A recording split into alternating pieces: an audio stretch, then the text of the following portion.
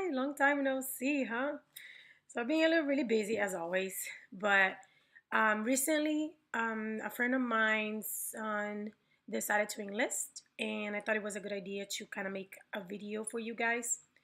As you guys know, I'm a reservist with the Air Force, and I've been in service for 4 years now.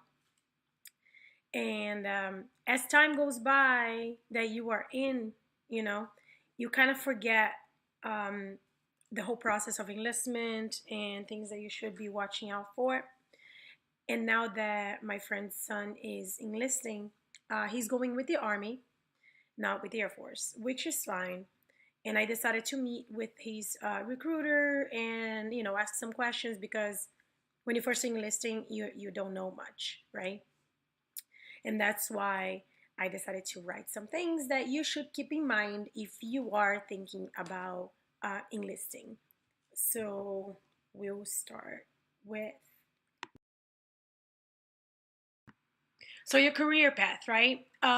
When you first decide to enlist, the first thing I think you should do, and that's what I did, and that's how I'm instructing my friend's son to do, is go to all of the services websites. And obviously, before I do that, figure out what kind of job you want to do. As an advice to you, I would tell you that the best bet for, not for you because everybody's different, but the best bet for me was to try to find something that could translate into a job outside. So, something that could give me a license or something that could give me a skill that I would have to pay for it in college, that perhaps I wouldn't get a license, but it would be translatable to outside as experience. And as you guys know, my first job was logistics and my second job is medical. So both of them translate. If you are into the bang bang and shoot shoot and you want to be a frontliner, that's fine too. But just keep in mind that maybe your only career path after military will be police, law enforcement. And if that's something that you want to do outside, that's great. But just keep in mind that the military career, if you do not intend to stay there for 20 years, just keep in mind that there is the outside, and it's always good to take in consideration what are you going to do once that service is done with the military. And then once you figure out what you want to do, you go to every single military website that there is and look at all the branches, look at all that they can offer um, as far as the jobs, the benefits. Um, well, the benefits kind of the same for all of them, but I'm saying as far as the job goes, because some jobs have um, bonuses and stuff. I'll go over that later in another segment, but just look up everything that's within whatever career field you're looking into. Don't just go to one branch and go signing a contract. Do your research before you pick something up, because there are jobs that may be similar in different branches that might not suit you. I'm going to give you two examples. One is a friend of mine wanted to join the Air Force, but he wanted to be a chef. The Air Force does not have a career path in culinary, right? So even though he was interested in the branch, the career field was very basic and they didn't have a career path for him. However, he looked in the Navy and in the Coast Guard, and those two branches had a path into culinary, and then that's what he decided to do. And then the other example is the person that I know that is joining right now. He's interested in mechanics, and in the Air Force, you have flying mechanics that can fly with the missions and go to different countries with the aircrafts. And in other branches, you are only a mechanic who stays in the shop and you go nowhere. Or you go with a helicopter, just around town, and then you go right back. So if you need to see what do you really want to do as far as your future before you decide which branch per se, because independently of if you like that branch or not, maybe the career field that you're looking for is more appealing in a different branch than what you really want to join, you know? As I said, if you want to just fly a helicopter around the flagpole, but you just like helicopters, you go with the Army. But if you want to travel the whole world and do your job while you're in another country and then come back the next day and then go to another country, so then that's the Air Force. So do not be too hung up on the service itself. Look at the jobs and see which career field is more suitable to you, not only for the outside once you come out, but also while you're in, what you really want to take from that career field, and then you choose your branch based on your job, not on the branch itself. Okay, that's a weird title, but duty component, I'm basically saying active duty, reserves, guard. So I'm going to give you a quick overview of my understanding. Again, as always, I say I am a reservist with the Air Force. I am not a recruiter. All right. All of the advice that I give out is based on my own experiences and things that I see. As I said, I got inspired to do this video because somebody close to me is joining the Army right now.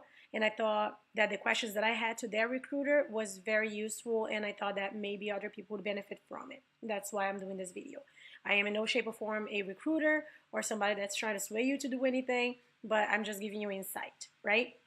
Okay, so duty component, you want to be active duty. Active duty means you will sign a contract, you will not know where you're going to be stationed until you finish basic military training. I'm about last week of military training. You will just drop everything and go, basically. You will be for the next 4 years or whatever, how long your contract is, be basically working wherever station you're being stationed. Obviously, if you're married and you have children and other things, there may be, caveats to where you're going to be stationed and all of that, or you're going to have to move your family. That you can ask your recruiter. But just think of active duty component as it's going to be a full-time job, and it may be a location job. You may have to move to another country. You may have to move to another state. And then if you decide to keep going after your contract is over, you may be moved again, or you may stay. So just keep in mind that active duty, you're completely in. However, the benefit of that is that you're not going to have to worry about housing. You're not going to have to worry about many, many things, because inside of military base, when you live there, inside of a military base, when you live there, or right outside on active duty status, a lot of your personal bills is paid by the military, because they don't want you to worry about those things. They want you to do the mission, and so you have a lot of perks. So active duty comes with a lot of perks, which is great. Now, if you want to be a reservist, the difference between reserves and National Guard, a lot of people don't understand. Every branch has a reserve component and a National Guard component. The reserves is a federal thing, so it's the next guys in line after active duty, right? And definitely we are federal funded, and a little larger than National Guard. The National Guard is basically the guys that defend or our side of the nation, right? This doesn't mean that you won't go out and deploy, but it means that most of the time, your job and the things that you're going to be doing is going to be stateside. However, National Guard is funded by the state. So whatever state your National Guard base is, that state's funding that base. It's not the federal government. There's a lot more to it, but I am not in the National Guard, so I don't want to talk about it too much and say something wrong. So that's what I know about the National Guard. It's state funded. I heard there's a lot of more opportunities in the National Guard as far as potential full-time being a National Guardsman, but that, again, I'm not really completely sure about that. But those are the differences. So once you decide what you want to do, if you want to go part-time, if you want to full-time, then you can look for the recruiter for that kind of job, because there are active duty recruiters. There are specifically for active duty, and there are reservist recruiters and National Guardsmen recruiters. So you need to look for the correct recruiter for what service you want to, for what component you're going to be at. Also, keep in mind, certain branches are a lot harder to find a recruiter than others. I'm saying for New York, because I'm in New York. It took me a long time to find a Air Force recruiter, whereas Army is really easy. So generally for Air Force recruiters, Navy recruiters, and don't even get me started in Coast Guard. Coast Guard, they are like unicorns. These recruiters are really hard to find. And generally those are all these recruiters by appointment. You could walk in, but the chances of you finding them in the office are really low because they might be outside taking care of another recruit who's in the process already. So try to give a call to recruiting stations or go to the website of that branch that you want to join, that you already did your research, and try to chat with them and get some information about a recruiter. Do not get discouraged uh, about the branch that you're passionate with just because you can't find a recruiter. All right, keep going, because sometimes it's difficult to find a recruiter for a reason. They want to trim the fat from the get-go, so they need to see that you really want this. All right, so don't get discouraged. Okay, so since I realized this video is already breaking on 11 minutes, I am going to divide this subject into two videos so you guys don't get too bored. But I'm going to go over station really fast, hopefully. And then I'll make another video this week about BAH, which is Basic Housing Allowance, the GI Bill, and bonuses for the jobs that you pick and stuff like that. So station, if you are active duty, as I said on the past segment, for the component, you do not know where you're going to be stationed until you are actually on the last 2 weeks or last week of basic military training. You just have to expect that you are going to perhaps not even be in the same state that you were born or that you live at that moment. So just expect that change is coming your way if you signed your life away on active duty. Now, if you are National Guardsman and or reservist, it's a little different. So I'm going to go reserves first because I'm a reservist. So I live in New York, but my base is in Jersey. So it really depends on your recruiter. It depends on the recruiter's, I'm going to say hookups for a lack of better wording. But if that recruiter knows people or knows, units in a certain base where it could be Virginia, I'm in New York, but it could be Virginia, Philadelphia, it could be New York, it could be New Jersey, if he knows the right people there and they can't get you on those bases, depending on the job. So there is aeromedical evacuation in a New York base, in Buffalo, I think, but Buffalo is 6 hours away from here. So the nearest other base that there is aeromedical evacuation for me is in Jersey. So he knows people in Jersey, he knows the base, so he could get me that job. But if he was only a recruiter that knew people in Buffalo, perhaps I would have to be driving 6 hours every month. So it really depends on your recruiter. So you can, whenever you talk to that recruiter, ask him like, where would I be stationed with this job, and they will be able to tell you. And if it's not a location that you particularly want, you can see with them if they can find another location for you. I do not know completely. I'm not completely sure if they're able to just find a base for you, or if they have some sort of contractual agreement with whatever base they're putting you on.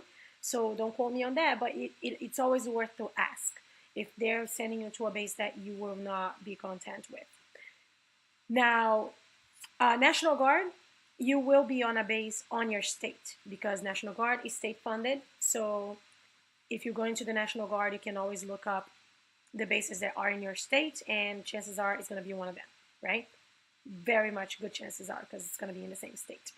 And you're not going to have another state base like I do, because it's just the National Guard, so you guys are going to be on your state.